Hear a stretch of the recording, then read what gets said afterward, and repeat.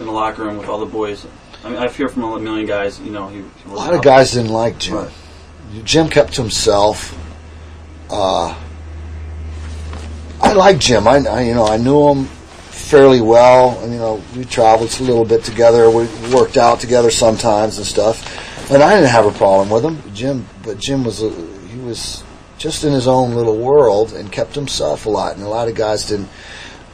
I guess maybe they didn't like him because he didn't socialize with them, or he didn't hang out in the dressing room, and like everybody, and Jim didn't drink, and so let's face it, we spent a lot of times in hotel rooms and the bar after the show and this and that, and you never saw Jim in any of those places. Got it. And for that, I guess a lot of guys that's perceived Jim as being social or just stuck up or whatever. Jim didn't drink, he didn't party. That really, if he did, he stuck to himself. He was married at that time to a girl, and then wound up splitting from her, and so he had his own personal problems going, and he didn't fall right into that usual wrestler category, the drinking and partying and pill popping or whatever. Guys did their own things, were into whatever they did. Right. And Jim just didn't do that, and he was into his training, and he's a serious weight, into the gym and his dieting, and you could tell by looking at him that he took it serious. Right. There was a lot of guys that didn't take it serious. Not that they didn't take it serious, but they didn't work out. Right. Let's face it, this guy's Kamala, and right. Guys, George Steele, guys right. over the years that wrestled that you never saw a gym. They just went from town to town, and let's face it, it was easier if you didn't, no doubt about it. But Greg and I worked out, and all this did a lot of the guys working out. So trying to find a gym and getting in the gym and working out in between all the traveling, flying everywhere, and the driving and everything, it was tough, right. and it made it a little bit more difficult on your scheduling. Quick backtrack question. When Jim Hellwig came back to WCW and you were part of his little group, did his attitude change as far as in the business, or was he the same Jim Hellwig from the WWF? Basically the same. Only, I thought his attitude was great. Right. Jim wanted to work. He was ready to do what he had to do. He got in there. It was unfortunate that he tore his bicep and he had that injury. Right. And right off the get-go.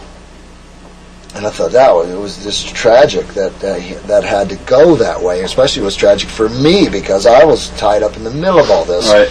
And wound up getting dragged down when negotiations broke down between them, and Jim basically just took off, and he has his own things going in the cartoon business and some comic book stuff overseas, and he has his own gym, I guess, still in Scottsdale, Arizona, where he lives, and he's happy with his life, and he really doesn't need WCW. Right. He didn't need them. They called him, and Jim Jim was independent.